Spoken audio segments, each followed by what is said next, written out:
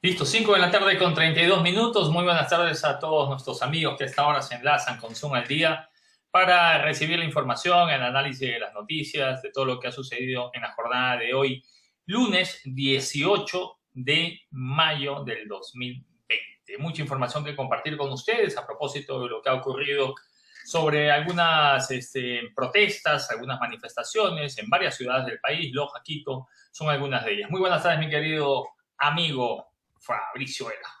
Hola, ¿qué tal, flaco José Antonio? Qué gusto que nos acompañen. Ya nuestra amable audiencia que comienza a conectarse en el inicio de semana. Mira, tú ya tenemos a los primeros internautas que se conectan con este espacio para la reflexión, para el comentario, para el análisis en este día 62 y permítame, flaco, poner entre comillas, aislamiento social. Aislamiento social. Se terminó. Ya no hay tal aislamiento social. 62 días desde que se dispuso la medida, desde que está vigente la medida, que ya no se está cumpliendo.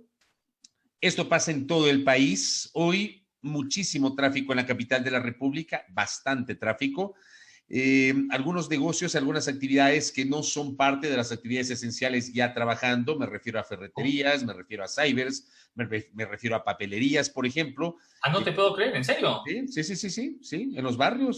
Pero eso está teóricamente prohibido e incluso se corren el riesgo de que sean clausuradas. Pero mira tú, bajo la misma lógica, no deberías tener vehículos circulando con las placas que no corresponden a las del día de hoy. Hoy, en teoría, solamente podrían circular a nivel nacional los vehículos que terminan en placas uno y 2. Sin embargo, tienes muchos vehículos en la calle, Pero muchísimos bueno, vehículos. salvo si tienes el salvoconducto, ¿no? Sí, pero también te pones a reflexionar, ¿no? Pero digo, es lo que está ocurriendo, es lo que está pasando. De eso también vamos a hablar el día de hoy. Hoy ha sido un día típico. Tú citabas, José Antonio, las movilizaciones que se generaron el día de hoy que tienen que ver con las leyes aprobadas por el Pleno de la Asamblea Nacional, que eso también lo vamos a revisar. Vamos a hacer una evaluación de lo que ocurrió la noche del viernes y durante el mediodía de este sábado. Vamos a hablar sobre lo que pasó hoy en la Corte Nacional de Justicia, lo cual me va a permitir sustentar un comentario en torno a lo que he venido en lo personal sosteniendo hace mucho tiempo, la selectividad con la toma de decisiones por parte de la Administración de Justicia. Para unos casos se valora y se emite sin ningún tipo de contemplación órdenes de prisión preventiva, para otros casos no. Lo vamos a analizar en el curso de la jornada del día de hoy. Alerto a la audiencia que sobre las movilizaciones estaremos estableciendo un diálogo periodístico con Nelson Erazo, quien es el presidente del Frente Popular, para justamente hablar sobre cómo se están organizando las organizaciones sociales, valga la redundancia, en torno a las protestas por la aprobación de la Ley de Apoyo Humanitario y de la Ley Orgánica para la Ley Orgánica de Ordenamiento para las Finanzas Públicas, José Antonio. Perfecto, yo en cambio les tengo que contar acerca de los cantones que en la actualidad están en semáforo amarillo y que se suman o se van a sumar próximamente, en los próximos días, algunos cantones. Estaba escuchando el día de hoy la rueda de prensa, no rueda de prensa, era el COE cantonal, presidido por la alcaldesa Cinta Viteri. Tenía ahí algunos expertos, algunos especialistas que daban cuenta de algunas novedades, de algunas cifras. Y ahí hacía ella el anuncio, obviamente, que iban a entrar a, a la, al semáforo amarillo, ¿no?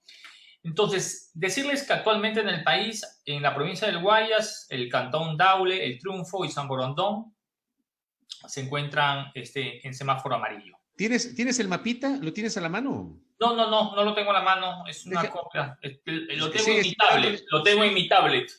En mi tablet lo tengo, ¿no? Yo soy sigue dando, a la sigue antigua, dando la información, sigue dando la información. a la antigua. Y tú vas ubicando, por favor, el mapita, ¿no? Mientras busco el mapa, dale. Sí, porque es importante, ya sé para dónde vas, ya sé para dónde vas y es el número de, digamos, de contagios, el número de fallecidos, a lo mejor No, para ver iba, si iba, guarda una al, relación, ¿no? iba al tema del semáforo, del mapa del Servicio Nacional de Gestión de Riesgos y Emergencias.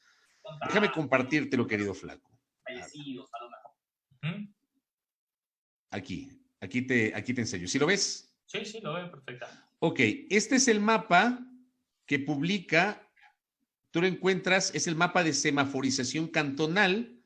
Tú lo encuentras en la página web del Servicio Nacional de Gestión de Riesgos y Emergencias. A ver, empieza por Guayas, tú tenías en tu tablet ahí, dale, con Guayas. En mi tablet 2.0, Daule, El Triunfo y San Borondón. A ver, vamos a ver. Dame un segundo. Aquí tenemos Daule, San Borondón y acá El Triunfo. Sí se ve el cursor, ¿verdad? Daule, San Borondón y El Triunfo. Eso tenemos en Guayas. En Guayas. Luego tienes tú en el Azuay. Vamos a Azuay. Aquí tienes Azuay. Vaya al Azuay. Azuay tiene El Pan. Aquí está. Paute. Aquí. Y Sevilla de Oro. Ok, ahí tienes los 3 cantones de la provincia de Azuay. ¿Qué más tienes? Luego tienes Morona Santiago. Aquí tienes. Aquí.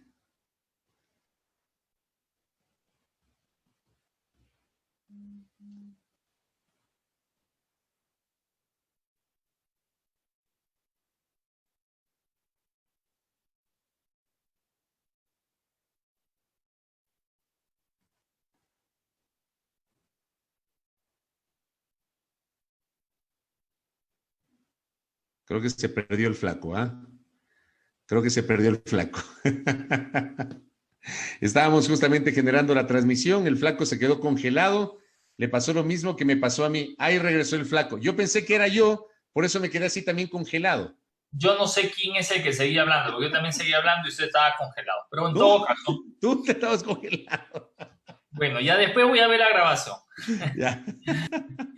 Luego tienes tú en Morona Santiago los cantones de Pablo VI, Méndez y Palora. Aquí está. Muy bien. No tienes más, ¿no? Sí, claro, tienes en Chinchipe, en Zamora Chinchipe. En Zamora Chinchipe tienes al cantón Chinchipe. A ver, pero déjame ver si ahí ya aparece aquí. Ajá, acá. Aquí abajo. Casi ya en la frontera, ¿no? Es el cantón Chinchipe, mira tú. ¿Sí? ¿Cuántas? Espérate ahí, ratito, quiero ver algunos datos ahí. ¿Qué datos nomás proporciona? Dale un clic, eso. Tiene código de la provincia, cantón, amarillo. Ok, correcto, perfecto. Ya. Ok, me salgo, ¿no? Me salgo. Sí, no, bueno, ya te saliste. Ah, ¿quieres que vuelva ya? Vuelva. Ya vamos, ¿qué vamos? Tranquilo, aquí lo tenemos. Aquí lo tenemos. Usted pida nomás. Dele. Bueno, quiere ver? Tienes adicionalmente a los que van a pasar amarillo. ¿Cuáles son? En Loja tienes Calvas y Loja. Acá. ¿No? Ahí tú ves que toda la provincia está en rojo, ¿no? Bueno, en estos días ya han sido autorizados. Tienes Calvas, que está acá.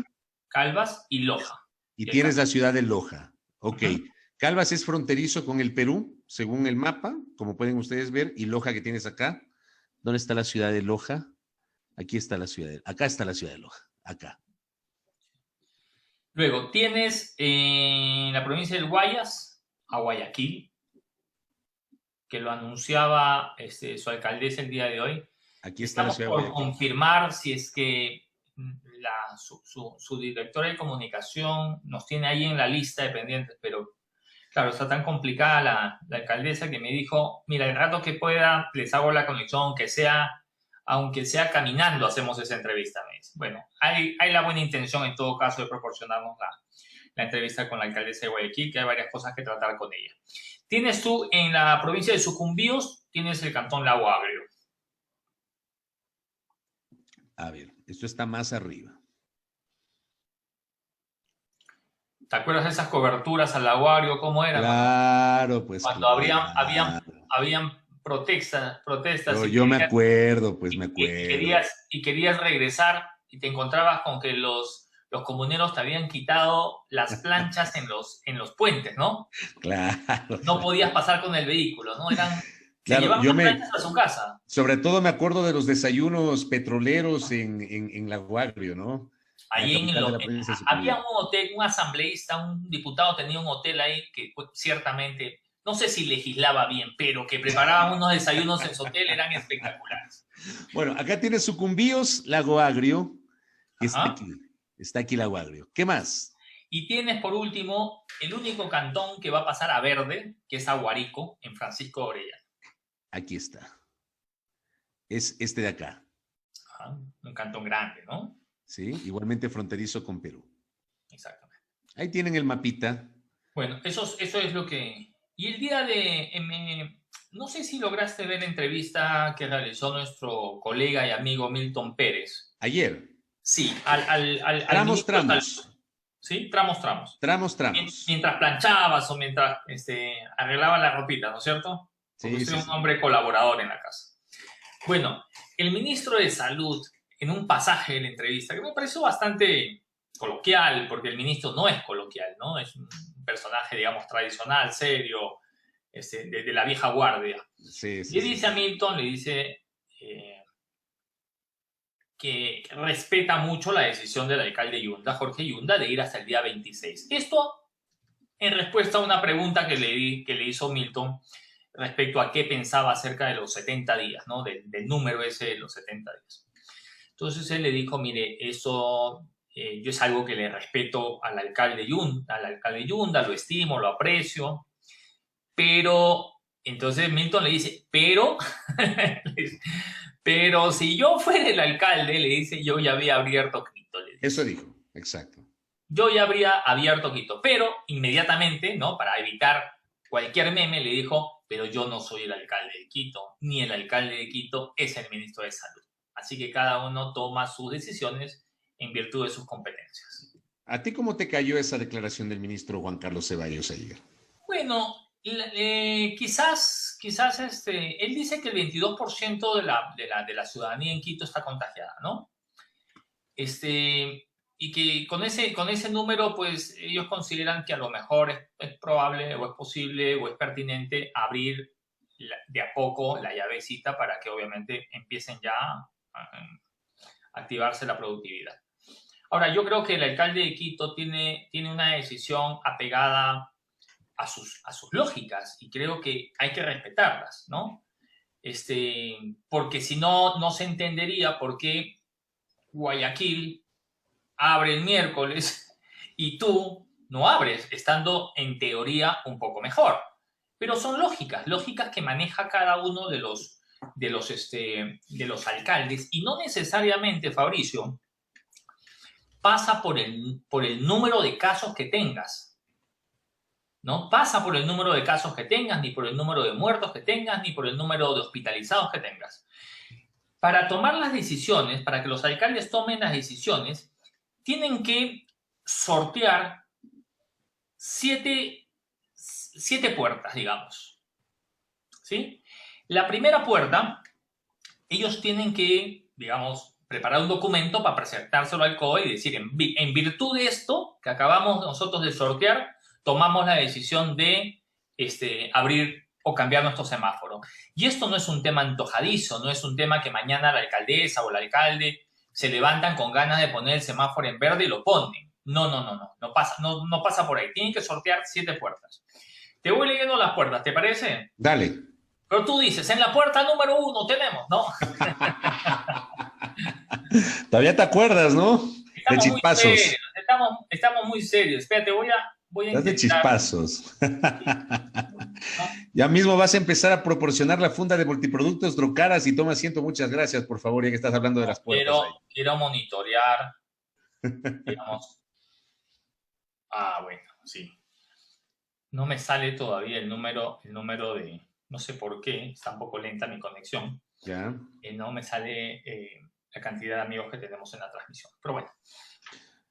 Yo tengo 264 tenemos conectados en este momento en la transmisión. ¿Sí? Te voy leyendo las puertas, ¿te parece? Dale.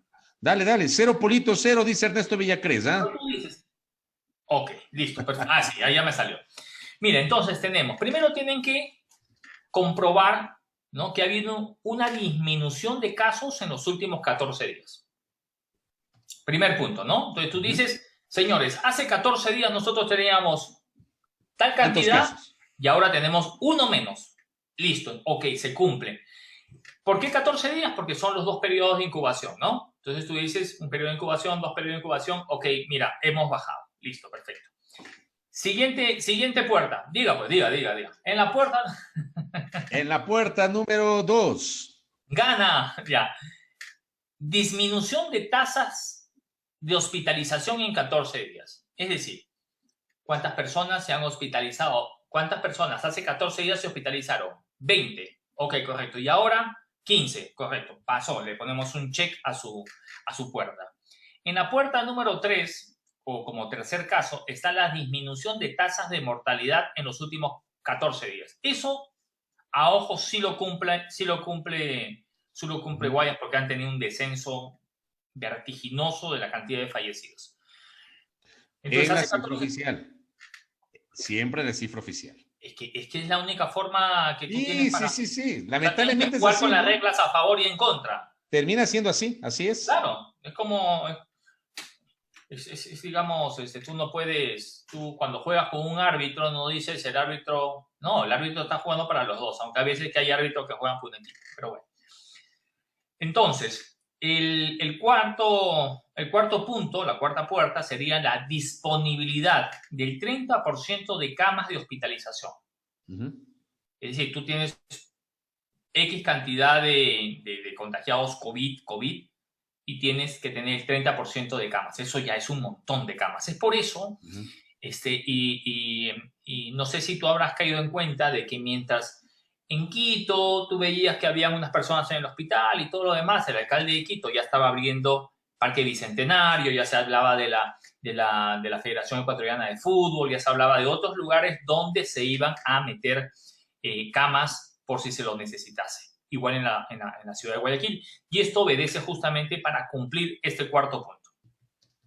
En el quinto punto está 30 pruebas por cada 1.000 habitantes.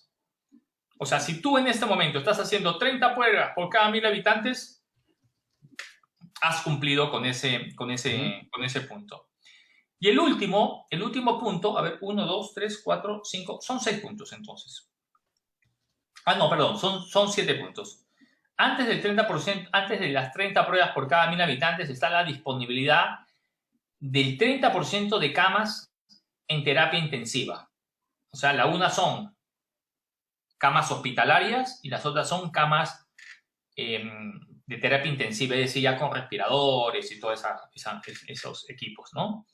Y la última puerta, el último punto es establecer una especie de cuadro comparativo entre los ingresos y los egresos. Es decir, tú no puedes tener más gente que ingresa al hospital que los que salen. ¿Sí? Eso también tiene que bajar en los últimos 14 días. Cuando tú cumples todo esto, estás en condiciones, ¿no? Te lo dice la numerología, estás en condiciones de solicitar o tomar la decisión del cambio de semáforo. No sé si ha estado poco clara. No, es claro, y de esto en algún momento lo comentamos cuando fue anunciado, digamos, esta decisión del Ejecutivo de trasladar la responsabilidad a los COEs cantonales liderados por los alcaldes, trasladar, la responsabilidad de la toma de la decisión respecto del semáforo. Ahora, hay algunos factores, ¿no? Uno de esos, la capacidad para la toma de muestras de pruebas, es uno de esos requisitos, ¿verdad? La capacidad que tienen para la toma de muestras. Para mí es la pregunta del millón, José Antonio. O sea, para mí eso es lo más importante, más allá de que yo no creo en la estadística sobre los fallecidos, no creo en la estadística sobre los contagiados, no creo en la estadística sobre la curva y no creo porque está claro que las cifras que nos presentaron de modo oficial no terminan siendo las cifras reales. O sea, la realidad es muy diferente y de esto hemos conversado en varias ocasiones. Creo que el caso más emblemático nos lo mencionó hace 2 semanas en una entrevista en A Primera Hora el presidente del Consejo Directivo del IES y quien estuvo a cargo de la coordinación de la Fuerza de Tarea Conjunta para la Recolección de Cadáveres en Guayaquil, Jorge Guatet. Él reconoció 15,000 fallecimientos en la provincia del Guayas en 2 meses, en marzo y en abril, cuando el promedio son 2,000 fallecimientos por mes. Estamos hablando de 4,000. Hay un exceso de 11,000 y el propio Guatet reconoce que ese exceso de 11,000 pudo haber estado asociado al COVID-19. Entonces, por eso te digo, yo no creo en la estadística oficial. Frente a eso, pero la tienes de base para tomar decisiones. Sí, imagínate, es que no hay otra. Es que ese es el problema. Claro, el tema está en que si uno toma decisiones sobre cifras que le puede decir un alcalde, o puede decir un opositor, o puede decir el matemático Illingworth, tú terminas perdiéndote, ¿no? terminan siendo cifras irreales. Convengamos en eso, terminan siendo cifras irreales. Y con base en esas cifras oficiales que no son las reales, resulta que se toman decisiones. Por eso te digo, lo que yo sostengo, y esto he venido sosteniendo en las últimas 2 semanas, la única manera para que un cantón pase de un color del semáforo a otro es la masificación de la toma de las pruebas. Y yo en la mañana decía en mi comentario, deberían ser por lo menos pruebas rápidas. Voy a retractarme de ese comentario.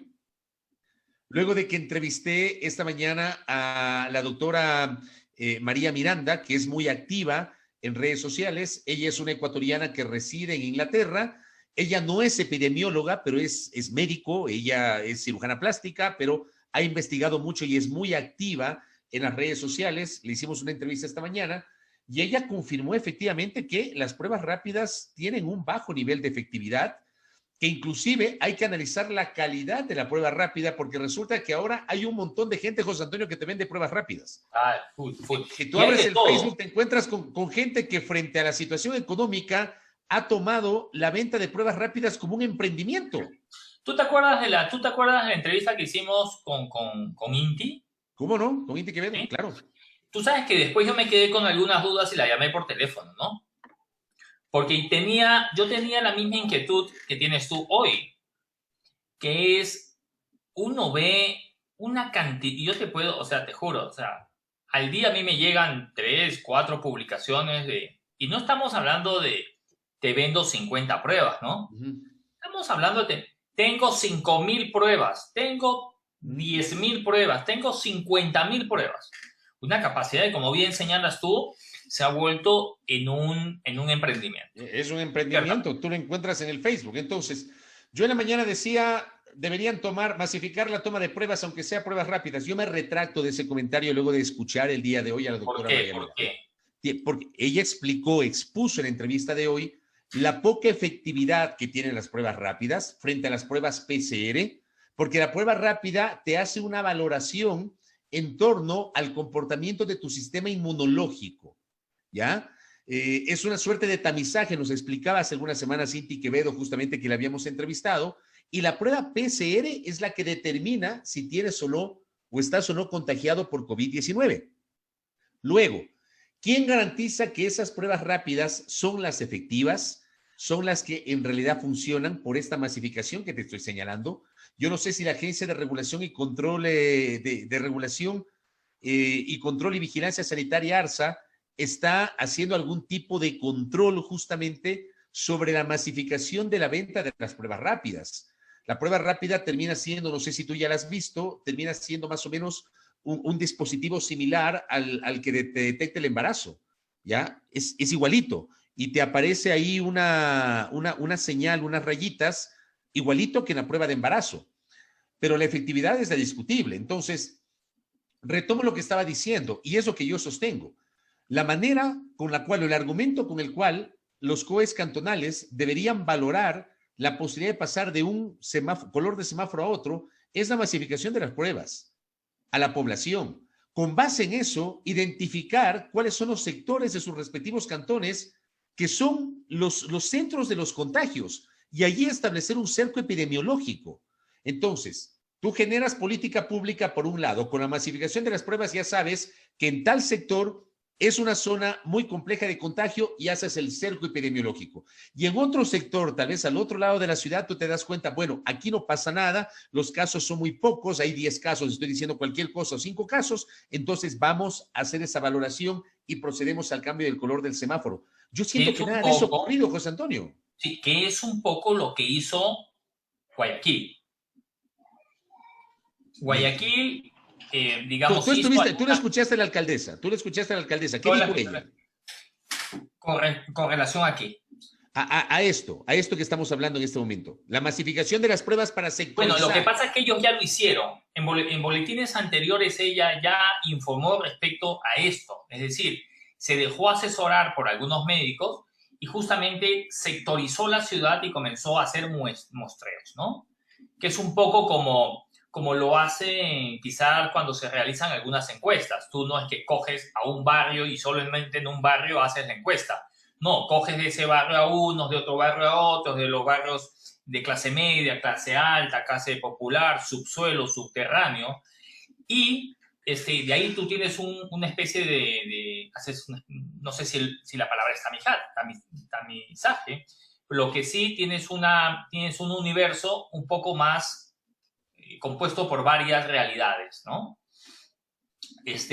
Guayaquil lo hizo y en base a eso está tomando decisiones. Pero ahora, lo que tú dices, mira, el día de hoy, déjame compartirte, me llegó esta imagen, ¿no?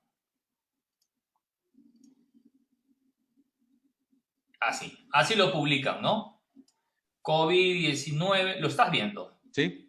¿Sí? Y ahí tienes tú, digamos, aquí hay 25 test, ¿no? Entonces, ¿cómo funciona? No lo sé, pero eso es lo que te viene en la caja de 25 test. Pero esto es, ¿qué es esto? La prueba rápida. Prueba rápida. Este es un formato de prueba rápida, mira, diferente al que te estoy diciendo. Yo vi el otro día el formato similar al de los test de embarazo. Cuidado te estén vendiendo, Fabricio, test de embarazo y tú estás comprando eso creyendo que No, yo no he comprado. Yo no he comprado. Siempre te va a salir negativo, negro. Me mandaron una foto. Ok. No he sido yo.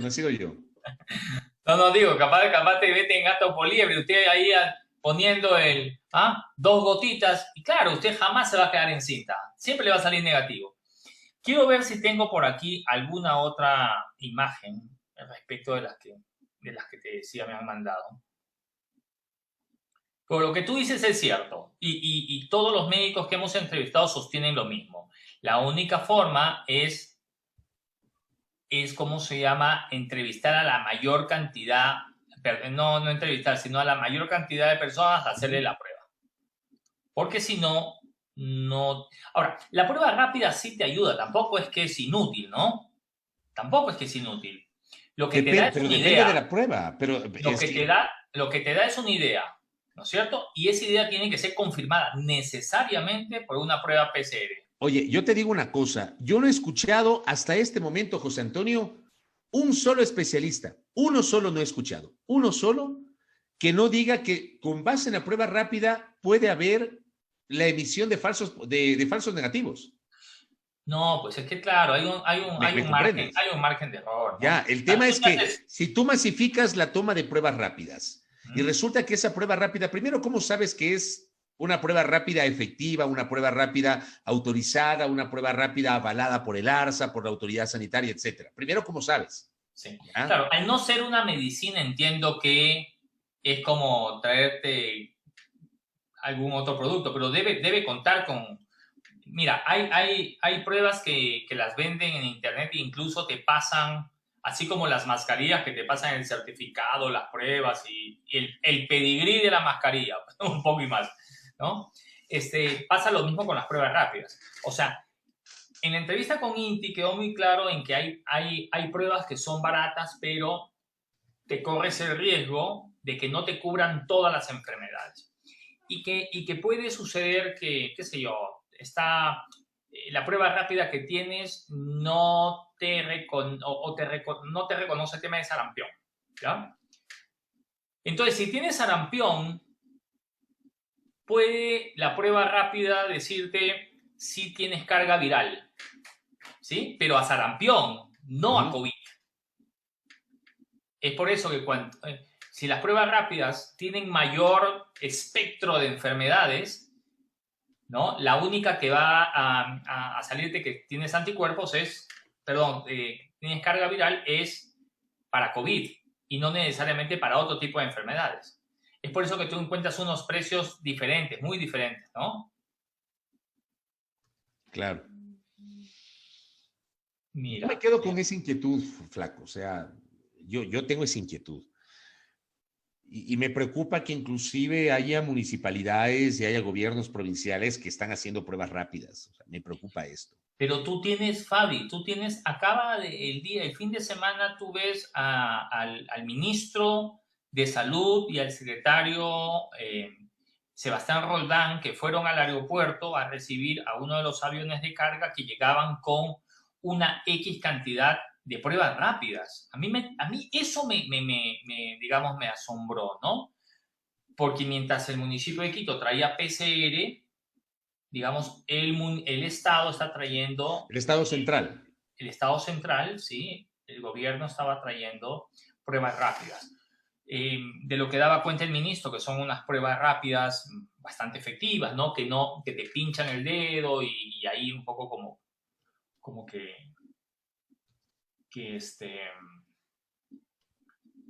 que tienes datos más aproximados que otras pruebas rápidas, ¿no? Me ha llegado hace pocos minutos las resoluciones del COE cantonal en Guayaquil, por si te Las interesa. tienes. A ver, dale. Lo ponemos en... ¿Lo tienes para proyectar o te llegó en tu tablet? Lo tengo para proyectar. Lo tengo para proyectar. Proyéctalo. A ver, proyéctalo. O me ha llegado en modo... No te burles, ¿ah? A ver, espera. Te lo voy a pasar porque usted es muy activo en sus redes. Por favor. Va a querer compartirlo en este preciso momento. A ver, lo voy a poner en el chat del grupo. Ya. Bueno, mientras tú le pones, ahí tienen ustedes en pantalla, queridos internautas, las resoluciones del Comité de Operaciones de Emergencia Cantonal de la ciudad de Guayaquil. El semáforo en el Cantón Guayaquil se cambia a color amarillo, siendo obligatorias las resoluciones que a nivel nacional y mediante resoluciones ha emitido o emite el COE nacional. Las normas obligatorias durante este periodo se cumplirán las siguientes exposiciones. Habla del retorno progresivo de las actividades siguiendo los lineamientos del COE nacional para la Municipalidad de Guayaquil. Se autoriza a la municipalidad y a las empresas municipales el retorno progresivo al trabajo. Para este efecto deberán cumplir con las siguientes disposiciones obligatorias. Se deberá tener el teletrabajo como prioridad para quienes puedan seguir bajo esta modalidad. Pueden retornar al trabajo presencial con un máximo del 50% de personal a la vez. Se coordinará el retorno laboral por turnos. El horario de atención al público debe ser de 10:30 hasta las 15 horas. Las direcciones operativas podrán laborar durante las 24 horas del día. Retorno progresivo de las actividades del sector público. Se autoriza a las demás instituciones públicas y empresas públicas el retorno progresivo al trabajo. Se deberá notificar al COE cantonal los horarios de retorno. Se deberá tener teletrabajo como prioridad. Pueden retornar al trabajo presencial en un máximo del 50% del personal a la vez. Se coordinará el retorno laboral por turnos. El horario de atención al público deberá ser de 10:30 hasta las 15 horas. Las direcciones operativas podrán laborar durante las 24 horas del día. ¿Qué más tienes? Síguele subiendo. Debes tener ahí más. Claro, aquí está. Por favor, mientras yo... A ver, ¿no? Antes. Él es... No, bájale. Ahí, pues. Ahí mismo. Habla del retorno progresivo a las actividades del sector privado, que es similar, sobre el trabajo presencial, el teletrabajo, el horario del comercio. Eso es importante para los internautas en Guayaquil. El horario del comercio en general será desde las 10 hasta las 19:30, previniéndose de sanciones en caso de incumplimiento del horario. Ya me imagino la Bahía. La alcaldesa hablaba de, ¿cómo se llama? Clausuras inmediatas, ¿no? Veamos, pero dice el horario del comercio. Bueno, Guayaquil es una ciudad muy comercial, es el puerto principal del país, hay mucha actividad comercial, de 10 de la mañana hasta las 19:30.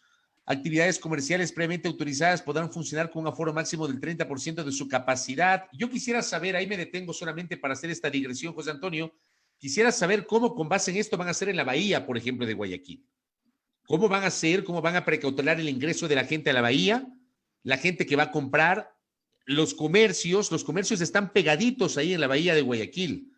Claro, tú no puedes decir como dices en un baño público, un urinario sí, un urinario no, urinario sí, no puedes decir este local sí, este local no, este local sí, no puedes. Ya, yo planteo esta inquietud porque conozco la bahía en Guayaquil, entonces quisiera saber cómo lo van a hacer. Ahora, por ejemplo, a mí se me ocurre de forma muy rápida, ¿no?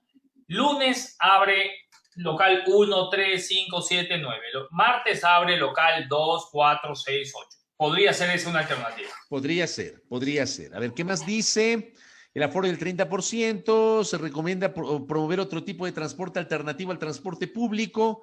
El servicio de entrega a domicilio permanecerá como hasta ahora, hasta las 22 horas. Medida de prevención, todas las actividades públicas y privadas deberán cumplir con los protocolos de bioseguridad para clientes y empleados, conforme lo dispuesto en la ordenanza correspondiente. Se habla de la consulta externa médica, se autoriza la atención en consulta externa en todas las especialidades, debiendo cumplir con los protocolos para la bioseguridad para clientes y empleados. Toque de queda, esto es importante, atención Guayaquil. El toque de queda regirá durante el semáforo en color amarillo desde las 21 horas hasta las 5 de la mañana del día siguiente. La circulación vehicular se realizará conforme al último número de la placa de la siguiente forma. Los lunes podrán circular los vehículos cuyas placas terminen en 1, 2 y 7.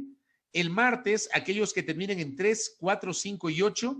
Los miércoles, las placas 5, 6 y 9. Los jueves, 6, 7, 8 y 0. Los viernes lo podrán hacer quienes tienen placas terminadas en 1, 9 y 0. Sábados para autos con placas terminadas 2, 3 y 4. Y los domingos no circularán los vehículos particulares.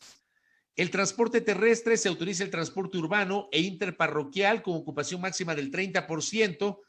Yo no sé cómo van a hacer cumplir esto. Voy a hacer otra digresión, José Antonio, porque hemos visto las imágenes de la Metrovía, que es una cosa espeluznante. A mí no me vengan a decir que la Metrovía está operando con el 30% de la capacidad, si la gente va parada ahí.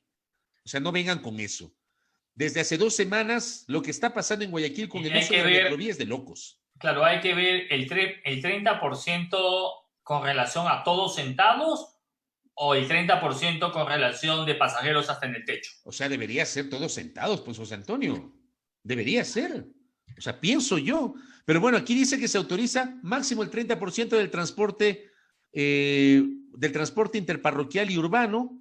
Se prohíbe el transporte intercantonal e interprovincial, pero sí se autoriza el transporte entre las ciudades de Guayaquil, Durán, Daule y San Borondón. Lo que debieron haber resuelto desde el inicio. Claro, que tú lo dijiste varias veces. La Gran Guayaquil. Tomen decisiones en conjunto porque son cantones pegaditos. Dale la última página, por favor. Operativos de control. Se dispone de la planificación de estrictos operativos de control para el cumplimiento de la presente resolución, en especial el horario y el toque de queda y las normas de distanciamiento social. El cambio de color de semáforo, el COE cantonal podrá variar el color de semáforo hacia el rojo o el verde en función de los indicadores que semana a semana se presenten en la ciudad. Otra vez dice, en función de la protección de la salud de los ciudadanos. Queda prohibida la apertura de parques, malecones, centros de diversión, cines, discotecas, cantinas, galleras, salas de recepciones, billares, cafenets, juegos electromecánicos, salas de videojuegos, canchas deportivas, bares, karaoke, centros de entretenimiento, centros de tolerancia, la calle Salinas en Guayaquil, fiestas acuáticas y demás actividades que por disposición emite el COE nacional. Y ahí emiten el listado, dice, se adjunta un anexo. Empieza a regir desde el miércoles, ¿no? Sí, desde el día miércoles. Oye, ¿tú te acuerdas de ese video que se viralizó a inicios de todo este problema? Donde había un señor que tenía su negocio de juegos acuáticos que decía, no, pues ven, aquí no pasa nada, la arena es salina y eso hace que no se te peguen ni los hongos ni nada, y que el sol también te ayuda. ¿Te acuerdas de ese video? Sí, me acuerdo. Bueno, tengo un gato por ahí, tengo un gato que se me está dando la vuelta. Parte de lo que pasa, yo también tengo a mi pequeñito Aloncito que anda por aquí. Saludo rápidamente mientras haces pasar a nuestro invitado, saludo a mi señora madre, mi mami Marlene está escuchando desde Guayaquil, dice que se divierte y se relaja escuchando este programa. También a la doctora María Eugenia Molina, que está en sintonía de nuestro espacio. La tenemos justamente conectada dentro de lo que tiene que ver con este espacio, con un importante número de visualizaciones que tenemos ahora mismo. Por cierto, para cerrar el tema del semáforo, José Antonio, hoy conversé con Javier Gallo, el secretario de Comunicación del municipio metropolitano de Quito. Al menos en Quito, la medida vigente hoy se va a mantener hasta el 26, al menos hasta el 26. El alcalde Yunda lo ha dicho en algunas ocasiones que el 26 está previsto que se cumplan los 70 días, que además se hará una evaluación de la curva, se entiende que llegaría la curva al pico más alto y de allí ya se podría conocer. No se descarta que Quito después del 26 ya pase a semáforo amarillo, pero insisto, es una noticia no confirmada. Perfecto. Presenta a nuestro invitado, querido Flaco. Antes de darle paso y saludar a Nelson Erazo, mandémosle un saludo a nuestro amigo Arturo Ruiz, que se está conectando, que el fin de semana trajo al mundo, su esposa, perdón, ¿no? Bueno, él y su esposa a la nueva integrante de la familia, ¿no? En medio de esta crisis sanitaria llegó sana y feliz y hermosa la nena de Arturo. Sí, de Arturo, y también a Melina, su señora. Les enviamos un abrazo, todas las bendiciones del mundo, porque es una bendición tener un hijo, una hija, y sobre todo en estas condiciones termina siendo una bendición para los que creemos justamente en aquello. Nelson Erazo nos acompaña el día de hoy, amable audiencia. Él es el presidente del Frente Popular. Interesante conversar con Nelson Erazo para hacer un análisis sobre las movilizaciones que se generaron el día de hoy, más allá de que continúa Quito en semáforo rojo, pero integrantes de muchas organizaciones sociales salieron a protestar el día de hoy. Hoy, a los tiempos, el Palacio Nacional volvió a estar, digamos, acordonado para tratar de evitar que los manifestantes lleguen hasta la Plaza Grande. Estas manifestaciones tienen que ver o terminan siendo una consecuencia de las decisiones adoptadas por el Pleno de la Asamblea Nacional la noche del viernes y al mediodía del sábado. ¿Cómo le va, Nelson? Bienvenido. Buenas tardes, buenas noches. ¿Cómo le va? Muy buenas noches, Fabricio. Saludos a José Luis. José Antonio, un elemento, José Antonio, no me le cambie de nombre. José Antonio, perdón, a José Antonio. Una cuestión, mi estimado Fabricio. Primero, disculparme porque por problemas tecnológicos no pudimos contactarnos con anterioridad. Segundo, yo quiero manifestar que lo que hoy estamos viviendo es como consecuencia del rechazo a las políticas del gobierno y de quienes están en estos momentos siendo beneficiados por las políticas de Moreno, que no es otro sector que la bancocracia, los empresarios y la derecha. Está claro para todos los ecuatorianos, Fabricio, si me disculpa, pero está claro para todos los ecuatorianos que al gobierno nacional nunca le interesó resolver los problemas económicos que aquejan a la sociedad ecuatoriana como consecuencia del coronavirus. Y una expresión de ello es que el día miércoles 13 de mayo, en la noche, dio la orden a la Asamblea Legislativa que retiren del proyecto de ayuda humanitaria la materia económica, en donde se exigía que los grandes empresarios, la banca y los sectores de la derecha contribuyan para resolver los problemas económicos. Y también lo que se priorizó, ¿no? Y también la población. Pero aquí hay un elemento, José Antonio. Nosotros habíamos propuesto de que para resolver los problemas económicos, los trabajadores que somos los que estamos expuestos a la contaminación del coronavirus, que somos los que estamos entregando nuestras vidas en los hospitales, en el aseo de calles, en la transportación de los alimentos de una a otra, en las áreas estratégicas, somos los trabajadores los que nos estamos contaminando. Sin embargo, de eso dijimos que estábamos dispuestos también a contribuir con un porcentaje a la solución del problema económico. Pero dijimos también que las grandes empresas que ganaron 12,000...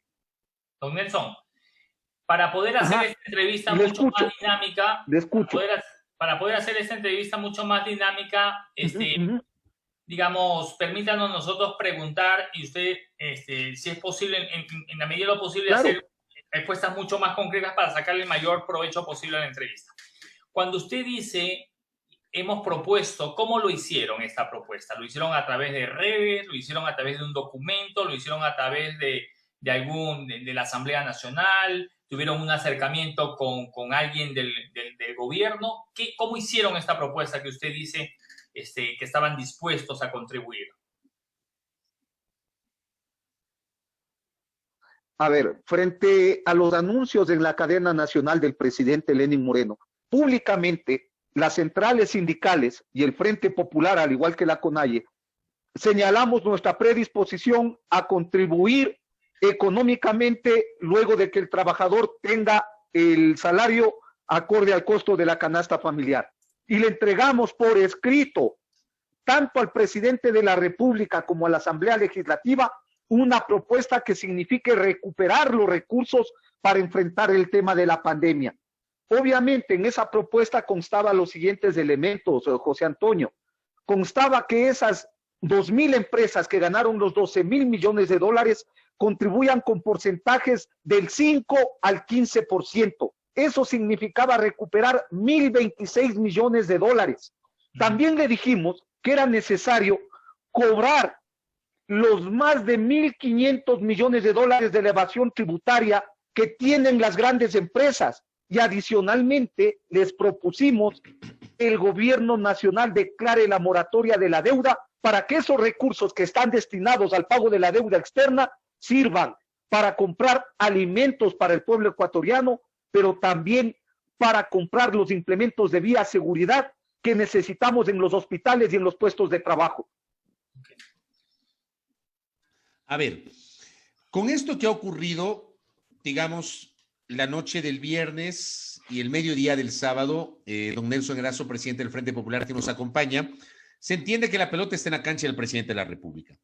El presidente de la República tiene hasta el 15 de junio 30 días para que se pronuncie sobre una sanción favorable o un veto parcial. ¿Ustedes van a presionar por un veto parcial, Nelson?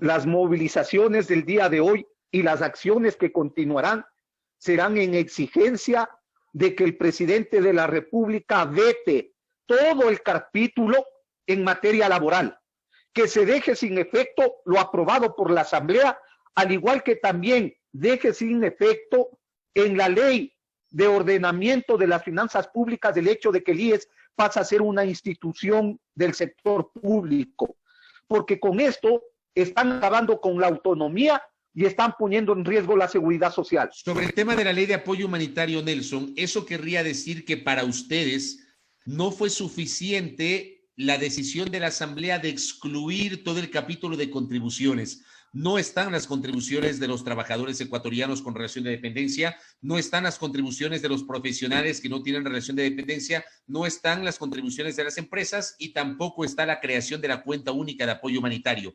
¿Para ustedes no fue suficiente esto? Fabricio, por el contrario, lo que queda demostrado es que al gobierno nunca le interesó eso. Lo que está demostrado es que a la banca, a la derecha, a los empresarios, nunca estuvieron dispuestos a contribuir a la solución de los problemas económicos que hoy vivimos.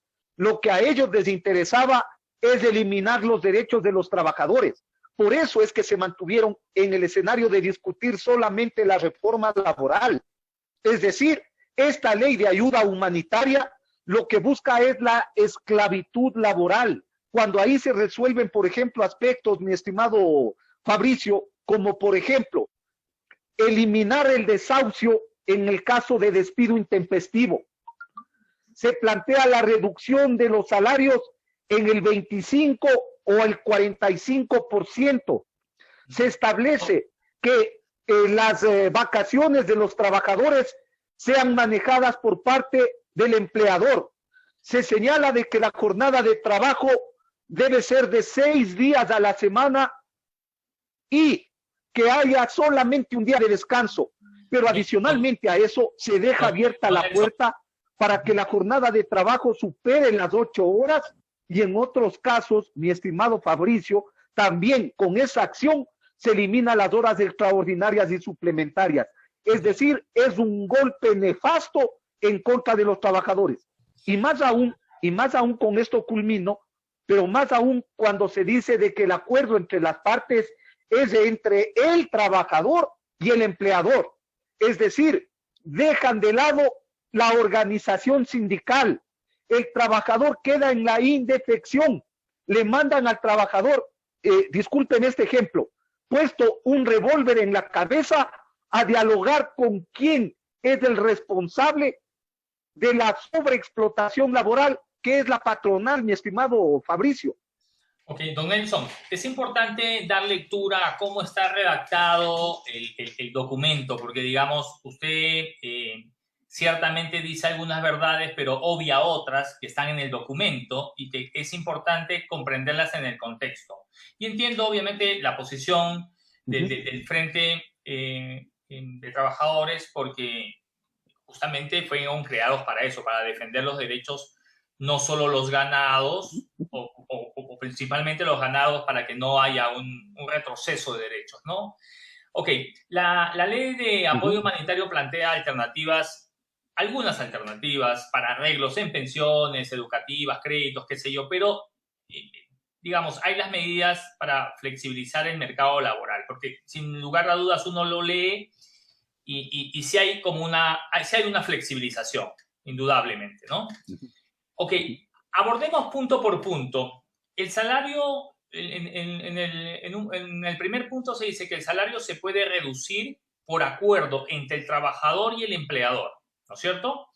El artículo 16 de la norma establece que los trabajadores y empleadores podrán modificar las condiciones económicas en la relación laboral, tales como el salario, a fin de preservar el empleo y garantizar la estabilidad de los obreros. No se establece el tiempo de duración de este contrato, por ejemplo, ¿no? Ahí, por ejemplo, sí se debería establecer hasta que se levante el estado de emergencia, cosas así, porque si no, nos podríamos ir 10 años. A ver, José Antonio, solamente una pregunta. ¿Qué ocurriría si a usted, su empleador, le dice, te voy a reducir el salario en el 25% si es que quieres seguir trabajando? Si estás de acuerdo, te quedas, o si no, te vas. ¿Qué tipo de diálogo es ese? O sea, yo le voy a contestar. No hay ningún diálogo. Que yo le voy a contestar. Si a mí el empleador me dice, José Antonio, mira, no tengo para mantenerte, ¿no? Te estaba pagando $1,000, te voy a pagar 500. ¿Estás de acuerdo, sí o no? Yo le digo sí, yo por temor a irme y no poder conseguir un trabajo, ¿no? Comprendo el tema Ese es el hecho, José Antonio. Sí, no, comprendo el derecho, que están vulnerando un derecho adquirido, que no se puede bajar el salario y todo lo demás. Pero vea usted, el día de hoy la empresa no es ese el problema. La empresa Indurama mandó a la calle a 630 empleados y se quedan con 1,200. Imagínense, ellos ni siquiera... ¿Sabe cuál es el problema ahí, José Antonio? ¿Cuál? No, y está bien lo que me dice. ¿Sabe cuál es el problema ahí, José Antonio? El hecho es que Indurama, al igual que Edesa, al igual que Casa, al igual que Italpisos y al igual que Coliñal, pertenecen al grupo del señor El Juri, una empresa que tuvo grandiosas utilidades en el 2019 y que tuvo ganancias importantísimas y que hoy están haciendo uso de este abuso para despedir a los trabajadores con indemnizaciones de pobreza, de miseria. Pero usted me decía una cuestión, José Antonio. Usted decía, si yo gano $1,000 y me dicen le voy a reducir el 25%, es decir, va a tener un salario de $750, yo me quedo, según su apreciación. Pero ¿qué pasa con ese 70% de trabajadores que ganaban el salario básico, es decir, $400, que le faltaba $320 para alcanzar el costo de la canasta familiar? Cuando se le reduce el 25%, pasa a ganar $300. Es decir, ni siquiera el 40% del costo de la canasta familiar. Ahí existe el tema del abuso de la patronal.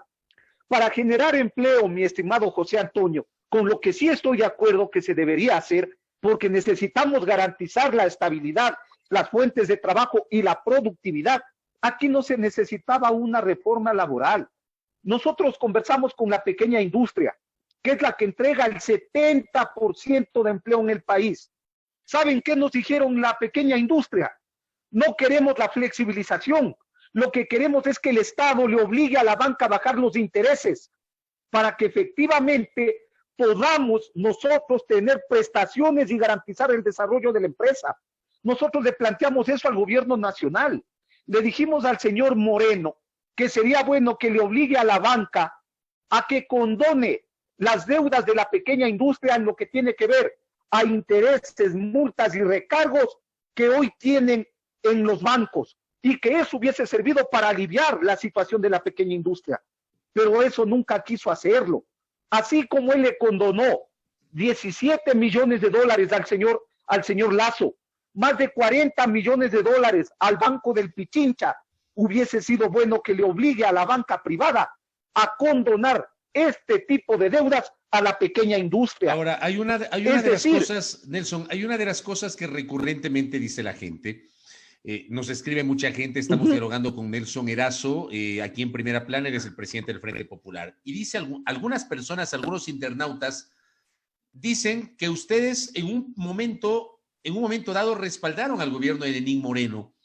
Y hay personas que dicen que organizaciones como el Frente Popular, por ejemplo, podrían ser consideradas hoy como corresponsables de lo que ustedes mismos hoy están reclamando. ¿Usted qué le responde a la gente que les hace esta crítica señalando que en un primer momento el Frente Popular respaldó al gobierno de Lenín Moreno? Nosotros nunca le respaldamos a Moreno, tanto es así que llamamos a votar en contra del correísmo. Tanto es así que en el 2017 llamamos a votar en contra de Moreno. Los que deben responderle por lo que hoy pasa en el país son los que votaron por el candidato de Correa, y el por apoyo, el aliado del correísmo, 2018 a la consulta por el que popular, sigue Nelson. profundizando la corrupción. Y el apoyo en el 2018 a la consulta popular. A ver, ese es un elemento diferente, mi estimado Fabricio. No es que nosotros respaldamos la propuesta del gobierno nacional. Nosotros exigimos el tema de la consulta popular y exigimos desde el 2017 y le dijimos al gobierno nacional que era necesario crear una ley para acabar con la corrupción. Le dijimos que era necesario recuperar la justicia. Le dijimos que era necesario cambiar las autoridades del correísmo, porque caso contrario, usted recordará que le aprobaron a Correa la eliminación del 40% del aporte del Estado para la seguridad social, llevándole a una crisis de magnitudes al Instituto Ecuatoriano de Seguridad Social. Así es que esos eran intereses nuestros. Teníamos la decisión de recuperar derechos y sobre esa base cambiar la justicia. En ningún momento hemos planteado el respaldo al señor Moreno, porque sabemos la calaña de gobierno que tenemos, porque conocemos que siempre estuvieron antes con los del Juri, ahora están con los grupos cadena. Lo que hubo solamente es un recambio de los sectores de las clases dominantes y por lo tanto no se nos puede indalgar a nosotros de que hemos sido corresponsables o hemos respaldado a un gobierno nefasto como el del gobierno del señor Lenín Moreno. Los trabajadores, el Frente Popular, el Frente Unitario de Trabajadores, siempre hemos tenido nuestra posición firme en defensa de los derechos de la clase obrera. Mi estimado Fabricio, solamente un elemento adicional para que vean las grandes similitudes entre un gobierno y el otro. En el 2016, basándose entre comillas en una crisis, según el señor Correa, eliminó también el 25% del salario de los trabajadores cuando se redujo la jornada a 30 horas y se dijo que solamente eran para 6 meses.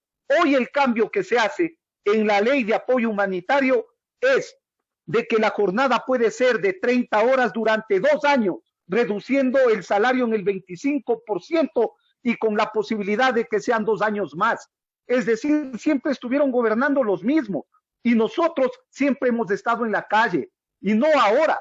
Estuvimos también en octubre en contra de las pretensiones de la eliminación de los subsidios. Ahora ustedes podrían volver, Nelson, ahora podrían ustedes volver a salir a las calles, no solamente por el contenido de estos proyectos de ley, sino también por la evidente intención del gobierno de tomar decisiones sobre los subsidios a los combustibles. Pero claro, el colectivo unitario nacional, en donde está la CONAIE, en donde está el Frente Popular y el Frente Unitario de Trabajadores, nos hemos venido reuniendo permanentemente. Estamos en contacto cada semana y estamos preparando lo que serán acciones para impedir la eliminación de los subsidios, porque los subsidios no es el problema a quién beneficia, mi estimado Fabricio, insisto, ese elemento. La eliminación de los subsidios tiene que ver con a quién afecta. Y claro, usted puede ver que un empresario puede pagar tranquilamente con la cantidad de dinero que tiene el precio de la gasolina o del diésel o del gas al precio que le pongan. Pero póngase usted en los zapatos de un trabajador que gana $300, a ver si es que la eliminación del subsidio no va a afectar sus condiciones de vida de él y la de su familia. Por eso es que nosotros, estas acciones que levantamos hoy en defensa de los derechos de los trabajadores, en contra de la ley de ayuda humanitaria, entre comillas, que no es otra cosa que la esclavitud laboral, en contra de la ley que busca apropiarse de la seguridad social, como es la ley de reordenamiento de las finanzas públicas, también se irán realizando sobre la base de impedir la eliminación de los subsidios. El día de mañana nos vamos a reunir una vez más el colectivo unitario y ahí iremos determinando los pasos a seguir en medio de esta crisis que estamos viviendo para defender los intereses del pueblo ecuatoriano. Nelson, ¿cuál es su canal de comunicación? Digamos, hoy día de hoy hemos visto protestas en algunas ciudades, pero ¿cuál es el canal de comunicación real? Porque yo no sé si tienen abierto a través de asamblea o directamente con el gobierno algún canal de comunicación para que sea, digamos, efectivo para un sí o para un no, o que se recojan de alguna forma alguna de las inquietudes que ustedes señalan. Porque, digamos, muchas de las cosas que se dicen ciertamente tienen una lógica respecto a, por ejemplo, estamos dispuestos a contribuir porque nos suban el sueldo al valor de la canasta básica. Todo el mundo quisiéramos eso, sería increíble que eso suceda. Pero ¿qué canales de comunicación aparte de la calle hay? A ver, José Antonio, una precisión nomás en lo que usted dice. Nosotros hemos planteado que la contribución que se debe hacer es desde los trabajadores que ya ganaban el costo de la canasta familiar. No estábamos pidiendo incremento de sueldos y salarios. Okay. Es decir, decíamos, no le metan la mano al bolsillo de un trabajador que ganaba $500. Okay. ¿Ya?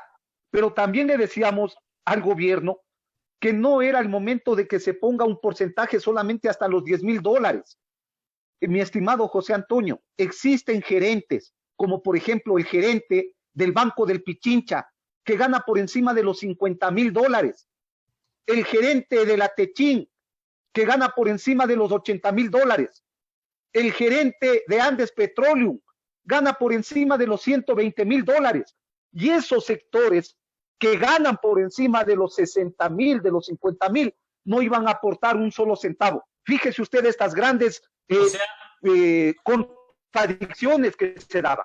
O sea, haber Pero sacado, todo esto haber sacado que le del planteado, haber sacado del capítulo de las contribuciones, ¿ustedes creen que debió haberse mantenido contribuciones, digamos, a ciertos sectores y sacar las contribuciones a los empleados, por ejemplo?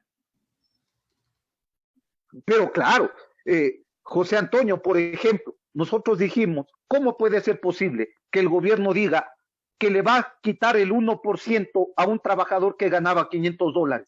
Y no decía nada, por ejemplo, frente al señor Álvaro Noboa, que tiene $1,800 millones, o frente al señor Fidel Egas, que tiene una fortuna de $1,600 millones, o frente al señor Lazo, que tiene una fortuna cercana a los $800 millones, o al señor Nebot, que tiene $700 millones, o al señor El Juri, que tenía $1,300 millones. A ellos no les pedían ningún impuesto. Y nosotros propusimos. ¿De dónde saca esas cifras? Sí sería interesante. Mire, esas cifras están en el SRI. Esas cifras están en el SRI. O sea, esas cifras están también en una de los... Como patrimonio. Como patrimonio de ellos, pues. Así es el patrimonio que ellos tienen. Y sobre esos patrimonios no habían deudas. O por ejemplo, la señora Isabel Noboa, que también tiene una fortuna de $700 millones. Aquí existen cerca de 5,000 familias que tienen fortunas por encima de los $5 millones. A esos sectores no se les topaba. Por eso es que retiran, mi estimado José Antonio, a eso es lo que vamos. Retiran la parte económica en donde nosotros exigíamos que los que más tienen más aporten, porque los empresarios, los banqueros, el gobierno y la derecha se pusieron de acuerdo en que no había que aportar en ese tipo de cosas. Y lo que profundizaron es el tema de la flexibilización laboral. ¿Qué canales hemos tenido nosotros para ser escuchados? Nosotros hemos pedido audiencias, mi estimado José Antonio, a la Asamblea Legislativa. Fuimos recibidos en el Pleno. Luego nos recibieron en la Comisión Económica. Nos recibieron en la Comisión de los Derechos de los Trabajadores. Hemos sido testigos no solamente de estas conversaciones, sino que entregamos los planteamientos por escrito y de manera verbal. Pero nada de esto ha sido acogido. Y frente al gobierno nacional, es obvio que están cerradas todas las puertas, pues, porque al señor Moreno no le interesa conversar con los trabajadores, le interesa seguir conversando con quienes está cogobernando, es decir, con los sectores de las clases dominantes. hay un hecho, mi estimado José Antonio y Fabricio. El Partido Social Cristiano, por ejemplo, no votó por esta ley, pero va a ser el beneficiado, pues. Recuerde usted que el señor Nebot, en enero del 2020, planteó de que era necesario reducir el salario a $200. Nosotros sí recordamos todo lo que dijeron. Lo que pasa es que como ya tenían garantizados los votos, hoy quieren aparecer como los que no estaban en contra de los trabajadores, como que eran los defensores del pueblo ecuatoriano. Los trabajadores no nos olvidamos de un sinnúmero de cosas alrededor de quienes han sido beneficiados de las políticas de este gobierno y de los gobiernos del pasado. Correcto. Nelson Erazo, con esto termino. ¿Usted cree que el presidente Moreno debe terminar su mandato? Sobre esto también hay una discusión que se ha generado en los últimos días. ¿El Frente Popular tiene alguna postura sobre el último año de mandato de Lenín Moreno? ¿Debe él permanecer en el poder? Mire, los trabajadores y los pueblos estamos seguros que la única alternativa para alcanzar la defensa de los derechos de los trabajadores y el pueblo ecuatoriano es cuando existe un gobierno que represente sus intereses. Hoy el gobierno de Moreno tiene tres posibilidades. Una, de rectificar toda esta política y dejar de lado todas estas leyes que están atentando en contra de los trabajadores. O lo otro, pasar a la historia como uno de los gobiernos más nefastos y que auparon la corrupción en nuestro país. Y la otra alternativa que le queda es culminar, por lo menos con dignidad, su periodo presidencial. Lo que nosotros estamos haciendo en estos momentos como parte del Frente Popular, como parte del Colectivo Unitario Nacional, es un llamado a las organizaciones sociales y populares a construir una propuesta desde la organización social, conjuntamente con las organizaciones y partidos de izquierda, para establecer un proyecto político que signifique darle un rumbo en el país distinto al que hoy estamos viviendo. Correcto. Es decir, la solución no está en el tema de votarle a Moreno en estos momentos, porque agravaría aún más la situación y podría establecerse un periodo mucho más largo en el cual cualquier sector que se monte en este momento en la presidencia de la República podría aprovechar para seguir robando los recursos como nos están haciendo. Nos queda clara la postura del Frente Popular en la persona de su presidente nacional, Nelson Erazo. Gracias por el tiempo, Nelson. Muy gentil por habernos atendido. Que tenga una buena noche.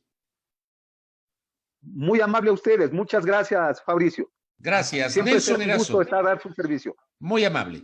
Nelson Erazo, presidente del Frente Popular, conversando aquí en Zoom al día a través de la señal de la fanpage de Primera Plana con una postura, la postura que tiene esta organización respecto del momento económico y político que vive el país. Pero claro, aquí evidentemente es una pregunta, José Antonio, que recurrentemente, al menos en las entrevistas que yo he tenido con Nelson Erazo, le he planteado, y también son inquietudes y comentarios que hace la audiencia. Lo hacen en la mañana en la radio, lo hacen acá ahora mismo en nuestro portal. La corresponsabilidad que pueden tener ciertas organizaciones sociales sobre la situación económica y política que vive el país, la suerte de inacción que se ha sentido en los primeros 3 años de gobierno del presidente Moreno, con excepción de los hechos de octubre, que me parece a mí sí marcan un punto de inflexión, más allá de que me parece que luego de que se derogó el decreto ejecutivo 883 y se mantuvo los precios de los combustibles, y cuando se anunció el inicio de un gran diálogo nacional para analizar el tema de los combustibles, las organizaciones sociales hicieron casi mutis camino al foro. Y hoy vuelven a aparecer. Es que las cosas hay que decirlas. Estas organizaciones sociales también respaldaron la consulta popular de 2018. También hay que admitir algunas corresponsabilidades de ciertos sectores políticos y sociales en el momento que vive el país. Digamos, yo esperaba quizás que Nelson, al momento que tú le preguntaste, pero ustedes apoyaron a la consulta del 7 veces sí, ¿no? Uno espera que el entrevistado te diga de forma muy sincera, sí, la apoyamos y nos equivocamos por esto y el otro. Lo que tú señales es muy cierto, es decir, hay veces en que tú tomas algunas acciones y después le sacas cuerpo, ¿no? Y dices que lo hicieron, digamos, no por apoyar al gobierno, sino por algunas de las cosas que se estaban preocupando, pero al final resulta ser lo mismo. Entonces, ahí estás, Fabri, ya te habías quedado congelado nuevamente. No sé si lograste escuchar. Está silenciado. Una barbaridad, no sé qué pasó, que me quedé ahí medio congelado. Sí, o sea, la corresponsabilidad no se admite, ¿no? Digamos, sí nos hace falta un baño de felicidad. Ese es el problema. Yo siempre, hay gente que no le gusta cuando digo esto, ¿no? Yo siempre hablo de la necesaria autocrítica que tienen que tener los políticos ecuatorianos por acción o por omisión, ¿no? Esto es de acción y de omisión. Sí, yo y no creo lo reconocen. que más allá en estos momentos de, digamos, creo que es súper importante hoy más que nunca analizar cuál es la situación del país. Yo, si tú me dijeras, José, ¿estás de acuerdo con la ley de apoyo humanitario? Te diría no. No estoy de acuerdo. No estoy de acuerdo que le bajen los sueldos a los trabajadores. No estoy de acuerdo en que el trabajador y tú se pongan de acuerdo para establecer qué sueldo es el que te pagan, porque ahí se aprovechan obviamente de la necesidad del trabajador que, digamos, por llevar un pan a su casa es capaz de romperse el lomo y llevar $100 a la casa. Esa es una realidad, ¿no es cierto? Hay personas, el otro día vi pasar aquí en el lugar donde vivo a un muchacho en motocicleta, ¿no? Y me saluda, hola José, ¿cómo está? Yo no lo reconocí. Y luego se saca el casco, estábamos a una distancia prudencial, y me dice, yo trabajo en tal lugar donde usted se va a cortar el pelo. O sea, ¿sí? Y ahora el joven está siendo mandados a delivery, ¿no? De delivery. Pero claro, esa persona que seguramente de propina le dejaban $1 o $2, aparte de lo que recibía de sueldo, ¿no? Hoy estaba haciendo entregas a domicilio en moto. Y claro, eso es una realidad porque la gente necesita, sobre todo el jefe de familia, ya sea mujer o sea hombre, necesitan suplir las necesidades de su casa. Está silenciado, Fabri. Sí. Entonces necesita suplir esas necesidades. Entonces hay una persona que te dice, mira, tú ganabas 400 y ahora te voy a pagar 350 o 300, tú te quedas. O sea, si eso le preguntas a un trabajador de no tener trabajo, lo va a coger. Entonces yo no podría estar de acuerdo con una ley que precariza el salario, que precariza digamos, el trabajo, pero creo que es súper importante leer la coyuntura actual del país. Sí, pero también hay una cosa, José Antonio. A ver, yo estoy de acuerdo conceptualmente en que hay que analizar hoy la coyuntura económica del país, que el retorno a la normalidad será totalmente distinto, que tenemos 62 días de paralización de más del 70% del aparato productivo. Yo no creo que es el 70%, yo creo que es mucho más. Me parece a mí que el ministro de la Producción se quedó corto en la valoración del 70%. Está claro que hay empresas que han tenido que cerrar sus puertas. Algunas han mal utilizado las disposiciones del artículo 169 del Código del Trabajo. Sí, hay que analizar el tema. Pero hay que analizarlo con base también no solo en la realidad de las empresas, sino en la realidad de los ciudadanos.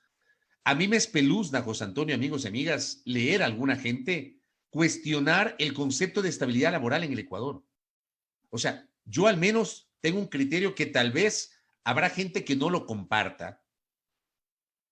Yo creo que hay que revisar algunos elementos, sí, porque claro, conversando con algunas personas que tienen trabajadores con relación de dependencia, con todos los beneficios de ley, que aportan a la seguridad social, que les pagan los décimos, que les pagan utilidades cuando la empresa genera utilidades en el curso de un año, consideran que es evidentemente un costo muy oneroso. Ok, debatamos el tema. Debatamos también cuánto cuesta desvincular a un trabajador, porque claro, la normativa te dice que a partir del año el contrato se convierte en un contrato indefinido. Se discutió mucho el tema del periodo de prueba. Y puede ser que en ese periodo de prueba el trabajador te mostró una cara y después del año el trabajador te muestra una cara. Y cuando quieres, es que son realidades que ocurren.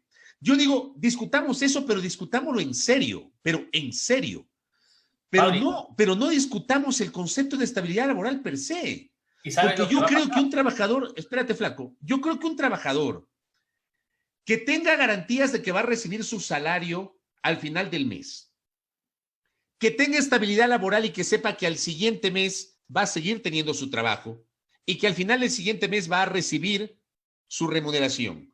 Que sepa que en el mes de las clases va a recibir 1/10 y que sepa que en diciembre va a recibir el otro 10. Ese trabajador que tiene estabilidad laboral, ese trabajador sin duda va a ser parte o va a contribuir a la dinamización de la economía. Porque ese trabajador podrá endeudarse, ese trabajador podrá ir al supermercado y comprar, ese trabajador podrá ir a una casa comercial y comprar electrodomésticos para su vivienda. Ese trabajador seguramente hará lo posible para adquirir un préstamo hipotecario y comprarse una vivienda propia, que creo que es el sueño de todos nosotros, el tener una vivienda propia. Entonces, yo digo, discutamos la forma. Sí, discute la forma. Para mí es indiscutible el fondo. No puedes discutir el concepto de estabilidad laboral en este país, porque si tienes trabajadores estables, vas a garantizar que la economía va a seguir funcionando. O sea, al menos es mi criterio, José Antonio, que yo lo comparto y lo socializo, porque me espeluzna que gente que yo pienso que tiene mediano nivel de conocimiento y de raciocinio, hoy discute conceptos tan elementales como el de la estabilidad laboral. Claro, digamos, tú no puedes claudicar en conceptos, digamos, tan elementales como lo que acabas de señalar. Es decir, no puedes tú, en base a la coyuntura, decir, no, sí, manda todo al traste, que todo lo que se ha ganado durante tantos años respecto a la construcción de leyes y beneficios y todo lo demás se echa a la basura, ¿no? Pero hay un problema que no estamos viendo, y es el tema que porque digamos, a pesar de que la ley contempla unas 3 cosas que tú te vas a reír porque sabes que son muy fáciles de sacarle la vuelta, dice, 4 condiciones deben cumplirse para bajar el salario del obrero, ¿no? 4 condiciones. 1, el empleador debe presentar los estados financieros al trabajador. No todos los trabajadores tienen la capacidad de chequear un estado financiero y ver cómo están los números. 2, no se podrá repartir utilidades a los accionistas de las empresas mientras duren los acuerdos. Sí, pero sabemos que te das las vueltas, cuando, digamos, a nivel contable te puedes dar, y a pesar de que no des las utilidades, sí puedes repartir cierta clase de beneficios a los accionistas. La tercera, si hay acuerdo con la mayoría de trabajadores para modificar el acuerdo, se deberá aplicar para el resto de obreros que no suscribieron el contrato o el acuerdo. Es decir, en una empresa hay 20 trabajadores, 11 están de acuerdo y 9 no. Bueno, los 9 tienen que chupar nomás, ¿no? Porque la mayoría de los 20, que son 11, decidieron. Y el otro es, si no hay acuerdo entre las partes, el empleador puede liquidar al trabajador. Y volvemos al caso de que la gente no quiere perder su trabajo. Pero todo esto me hace pensar a mí que muchos empresarios van a optar, obviamente, por conversar con sus empleados, bajarse el sueldo, y lo más probable es que obtengan muchos, digamos, acepten que se les baje el sueldo. El problema radica en que vos vas a tener que comenzar a pagar el seguro social sobre esos aportes, no sobre los aportes del sueldo completo. Es decir, si una persona gana $500 y tú negocias con él para pagarle 300, se va a comenzar... Aporta sobre los 500 y no sobre los 300. Aporta sobre los 300. Ah, ya, eso te iba a decir. Aporta sobre los 300. Claro. ¿Y qué va a suceder entonces con el seguro social? Claro. Es decir, va a recibir menos ingresos. Ahí tienes otro problema. Ahí tienes otro problema. Es que, insisto, José Antonio, se está viendo el árbol y no se está viendo el bosque. Yo siento eso. Se está viendo el árbol y no se está viendo el bosque. El debate debe ser mucho más amplio. Mucho más amplio. Una pena lo que está pasando. O sea, hace 2 semanas, acuérdate que manejábamos la cifra de que 105,000 personas habían dejado de aportar al Seguro Social. Claro, claro. ¿Cuántas personas más van a dejar de aportar y cuántos van a comenzar a aportar menos? Mira tú. Oye, rápidamente, estamos en la recta final de nuestro espacio. Majo Ruiz escribe y me hizo reír, casi me pego la carcajada. Me dice que estoy agotado porque en la mañana entrevisté a Lucio Gutiérrez en la radio y en la tarde a Nelson Erazo. Casi me pego la carcajada. Y también Hernán Patricio Valdión dice que por escuchar la entrevista me quedé congelado. Qué chistoso. El amigo de Mayorga, que me escucha en la mañana y también en la tarde, dice: buenas tardes, son tertulios, refiriéndose al Frente Popular. Apoyaron a Correa en 2008, apoyaron a Gutiérrez en su momento, también a Bucarán. Cuestiona, dice que se suben a las camionetas y cuando no les incluyen ahí sí dicen oposición. Dice: estoy de acuerdo con que tengan espacios para expresarse, pero francamente hay personajes que pueden aprovechar mejor un tiempo como este. Yo, como les digo en la mañana a los amigos que nos siguen, les vuelvo a decir hoy, vean, es parte uno de la libertad de expresión. ¿Ya? Dos, yo sí creo que hay que escuchar a todos los sectores para tener una valoración, coincidir o discrepar con lo que dice la gente. Yo pienso eso, al menos yo sí defiendo la pluralidad, aunque no me gustan determinadas cosas, pero hay que hacerlo. En la mañana en la entrevista, los que me escucharon en la mañana en la entrevista con Lucio Gutiérrez, y si no la escucharon, les invito a que ingresen al canal YouTube de Primera Plana, ahí van a encontrar la entrevista. Yo le hice algunos cuestionamientos, porque él habla de la maravilla de la economía ecuatoriana en su gobierno. Entonces yo le preguntaba: ¿y por qué se cayó? Dice que los banqueros lo sacaron con algunos generales del ejército, pero resulta que mucho se dijo que en el gobierno de Gutiérrez él tenía en cambio un maridaje con otro sector de banqueros. Hablamos sobre su corresponsabilidad en la designación de la Pichicorte, que es algo que no reconoce el expresidente de la República, porque él convocó al Congreso Extraordinario que viabilizó la cesación de la Corte Suprema de modo inconstitucional y por el cual el país fue sentenciado por la Corte Interamericana de los Derechos Humanos. Digo, para eso sirven las entrevistas, queridos amigos. Así que... A recordarles también, ¿no? Porque ahora, entiendo, se va a lanzar de candidato a la presidencia. Por ejemplo, Gutiérrez ha confirmado hoy en la primera hora, ha ratificado que será candidato a la presidencia. Gutiérrez fue candidato en 2002, ganó las elecciones, se posesionó para 2003.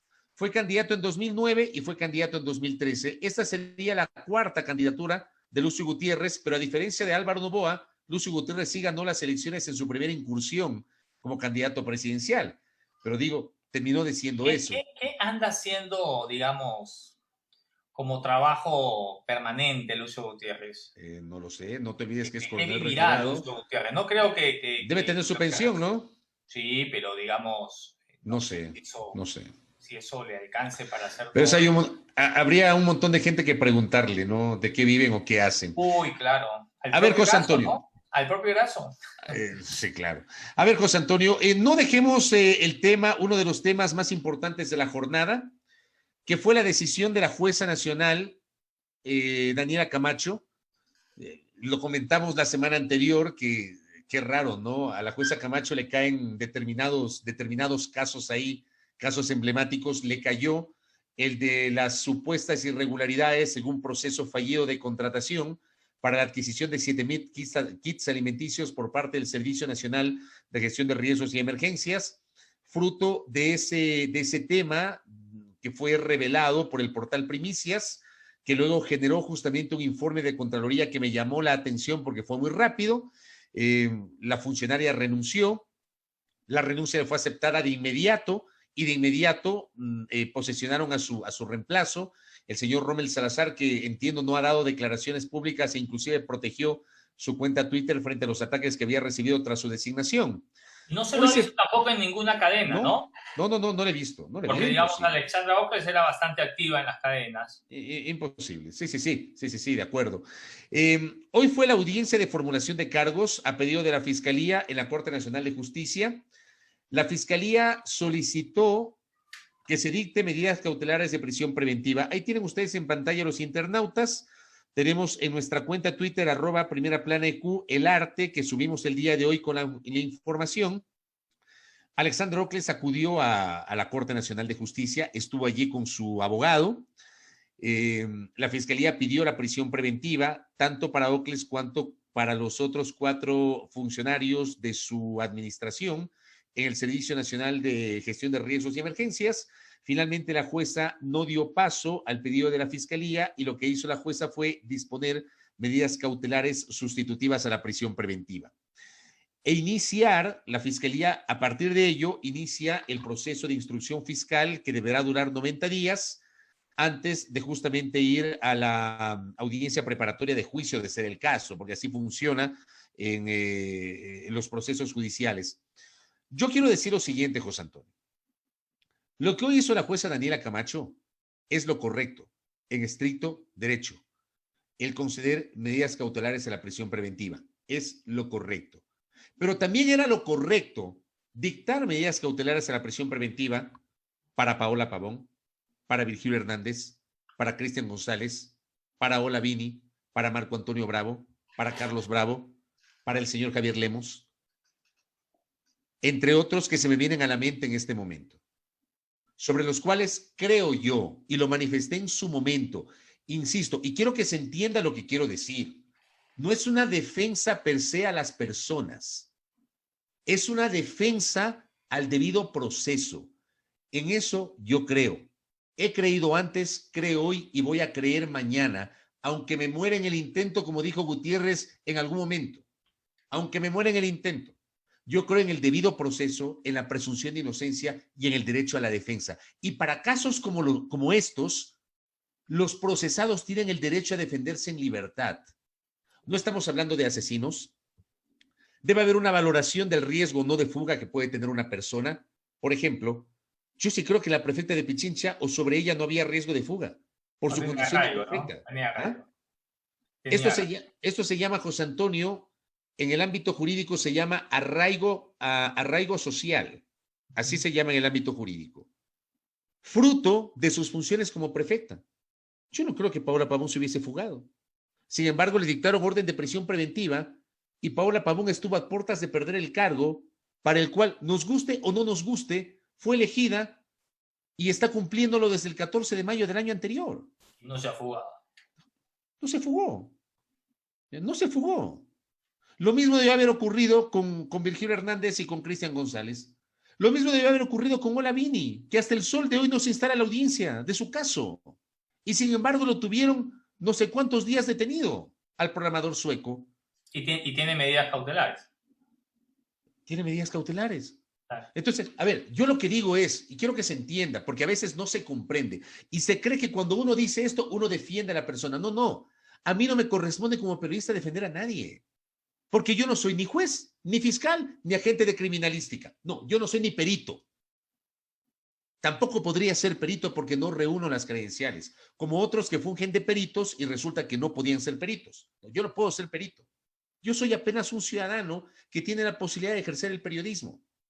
Y desde los micrófonos y mis espacios, yo lo que sí aspiro es a tener un país en el que creamos en la justicia, que la justicia no sea selectiva, que la justicia mira con la misma vara a todo el mundo. Lo que hoy ocurrió es lo correcto y también debió haber ocurrido con los otros personajes mencionados. Y eso no pasó. Se mide a la gente con vara distinta. Y yo te planteo otra cosa, José Antonio. No sé qué sensación tendrás tú. Desde el fin de semana o desde el viernes, sí, después del viernes, yo no he vuelto a escuchar noticias sobre la desarticulación de la red de corrupción en la provincia de Manabí. No sé si tú has escuchado. No, nada más. Nada más. Qué raro. 2 días del operativo, la difusión de información. Qué raro.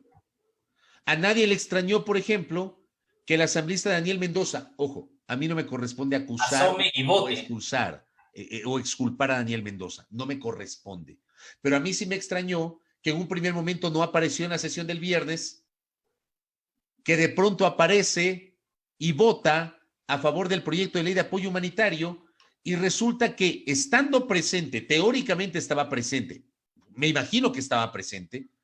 El tema es que no se ve las imágenes, no se ve la imagen para estar seguros que está presente la persona, en este caso el legislador, por la naturaleza telemática de la sesión. Resulta que le cedió la ponencia, en su condición de presidente de la Comisión de Régimen Económico, le cedió la ponencia del informe final para votación al vicepresidente Franco Romero. Y él estaba allí, supuestamente estaba allí votando, pero no dijo ni pío. A nadie le extrañó. Y el fin de semana, a nadie le ha extrañado que se hable de este tema. Yo sí quisiera saber si ya llamaron a declarar al asambleísta Mendoza o si dentro de el testimonio o de las pericias que ya se están realizando, de las indagaciones que se están realizando, el asesor del asambleísta Mendoza ha dicho algo respecto del dinero encontrado y de las anotaciones donde aparece el nombre del movimiento del asambleísta Mendoza y las iniciales con el nombre del asambleísta Mendoza. Pero de eso no se dijo nada el fin de semana, ¿o me equivoco, José Antonio? Yo vi el día de hoy casi todos los noticieros en la mañana y no se recogió nada de ese tema. Nadie. O sea, estas son las cosas que a mí me llaman la atención. O sea, no ha dicho nada la fiscalía, no han dicho nada los medios. Perdóname, hay casos sobre los cuales, o sea, yo siempre apelo a la autocrítica, José Antonio. Siempre apelo a la autocrítica. Y por eso a veces hay colegas que no les gusta esto. Yo sí apelo a la autocrítica. A ver, pongámonos la mano en el pecho. ¿Sí o no que hay casos sobre los cuales todos los días, en la emisión de la mañana, del mediodía y de la noche abren con un caso en particular? Todos los días. Y sacan distintas notas cada día. Sobre la desarticulación de la red de corrupción de Manabí, ¿cuántas notas han hecho? Perdónenme, hagamos un mea culpa. No he visto yo una masiva presencia de notas periodísticas sobre el tema. Entonces, a mí estas cosas me llaman la atención. Por eso yo hablo de la justicia selectiva, por eso yo hablo de que tras la politización de la justicia, la judicialización de la política, hoy tienes la mediatización de la justicia. Porque termina siendo así. Y este no es el país que yo quiero, José Antonio, y estoy seguro que tú, que eres un compatriota más, y muchos de los que nos están escuchando, estarán de acuerdo en que este no es el país que queremos. Yo no busco un país ideal, no vamos a tener, no existe una sociedad perfecta, pero sí busco un país en el cual yo crea en la administración de justicia. Que yo sepa que cuando una jueza o un juez emite una medida cautelar de prisión preventiva, tiene razón.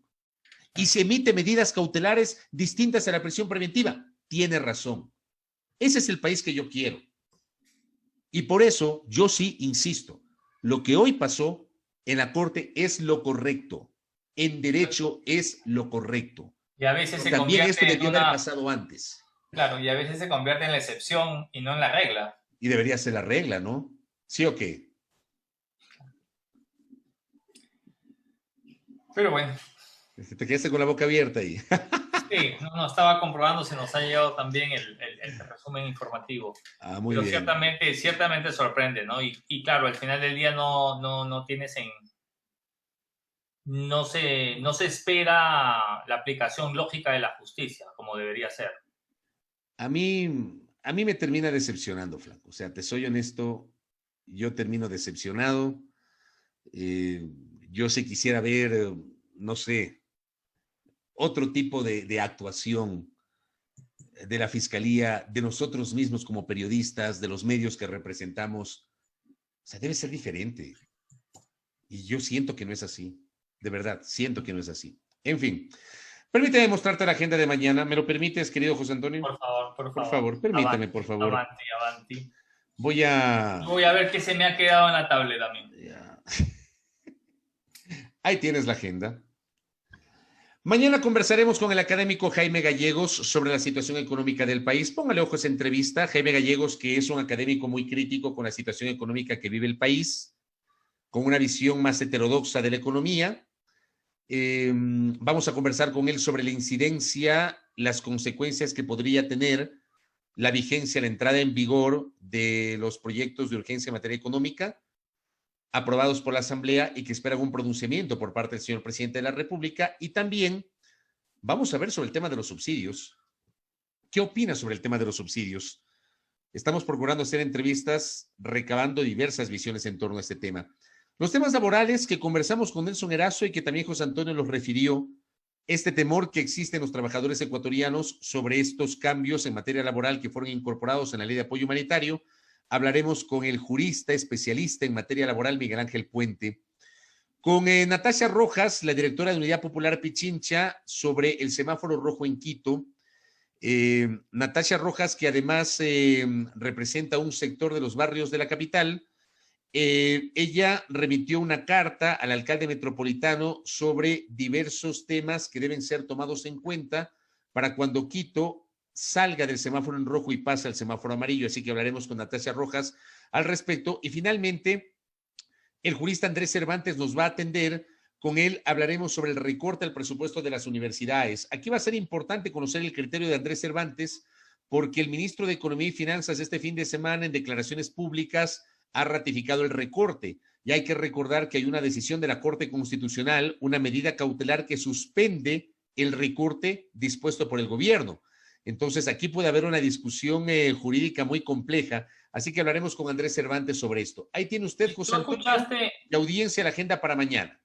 ¿Tú escuchaste a Richard Espinosa, que lo entrevistaron justamente sobre el tema del recorte del presupuesto universitario? Creo que Richard puede Martínez. ser importante también. Richard Martínez. Richard Martínez. No le cambie el nombre. Sí, siempre tengo esa confusión con ese par de apellidos. Sí escuchaste las declaraciones, se sostuvo en su posición con el tema del recorte, ¿no? Claro, claro. Él se mantiene con eso, por eso me llama poderosamente la atención. Sí, más allá de que sea un argumento del ministro, creo que es importante el dato, ¿no? No sé si mañana lo puedas tener como un dato para tu entrevista, que es que las universidades en el 2019 ejecutaron tan solo el 87% del presupuesto, ¿no? Es decir, no gastaron el 13%. Del 100% presupuestado, claro, ejecutaron el 87%. El 87 dice, y que del 13 lo que les están recortando es el 10. El 10, exacto. Es el argumento que dice el ministro. Bueno, aquí tienes un datito para el día de mañana, ¿no? Y para conversar. Obviamente solicitaba que sí tienen como un campo de acción para reducir o ser mucho más eficientes las universidades, ¿no? Sí, y hablaba, sí. Pueden ahorrar en impresoras, pueden ahorrar en papel fotocopia.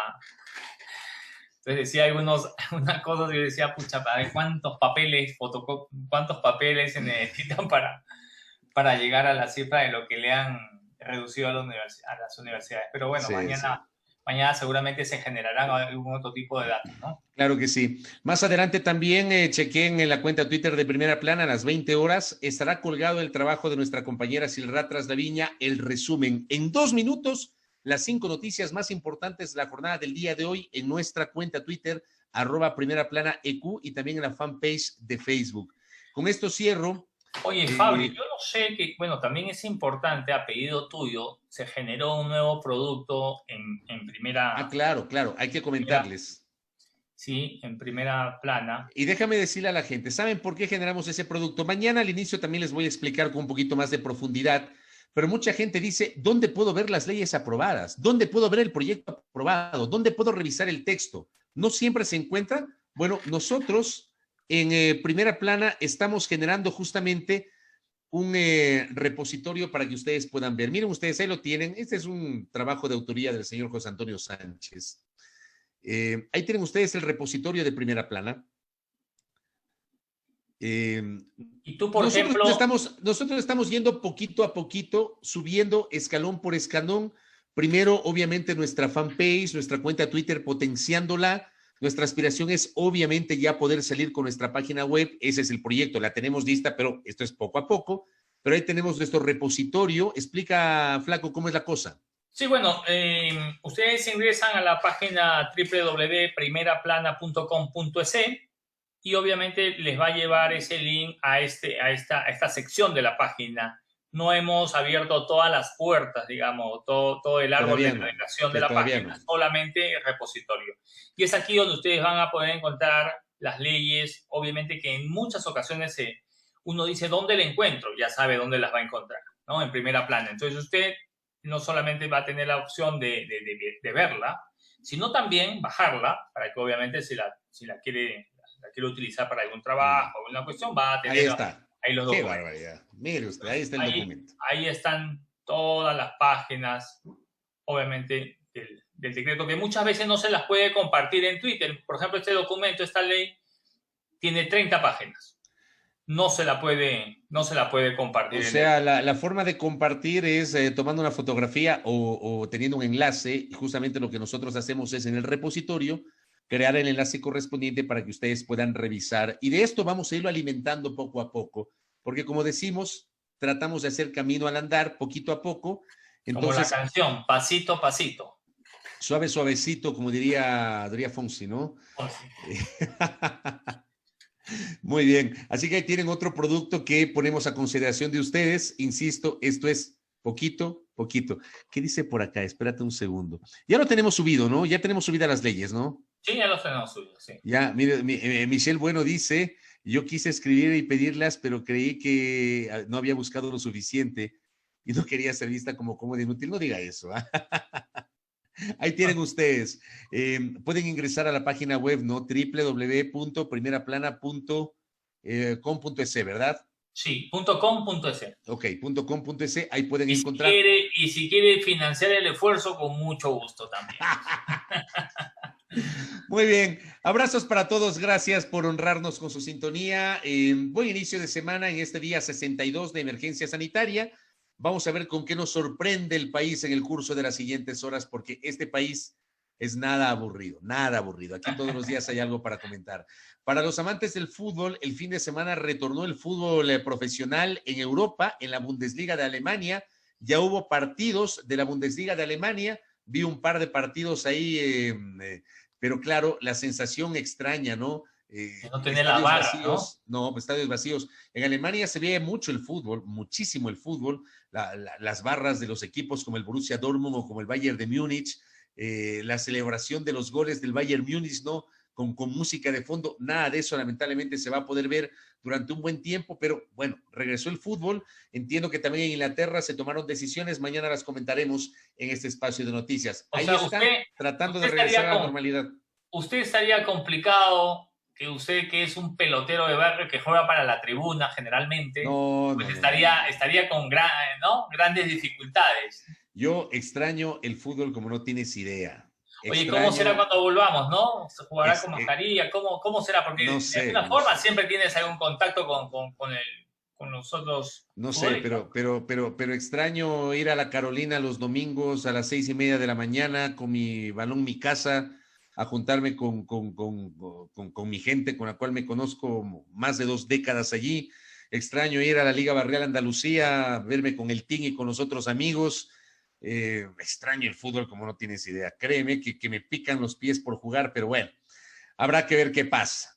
Abrazos para todos, disfruten del resto de la noche, gracias por acompañarnos. A nombre de José Antonio Sánchez y les habla Fabricio Vela, esto ha sido Suma al Día por la fanpage de Primera Plana. Mañana los espero, 6 en punto, en A Primera Hora por Majestad Radio, también retransmitida por la fanpage de Primera Plana. Abrazos para todos, buen inicio de semana.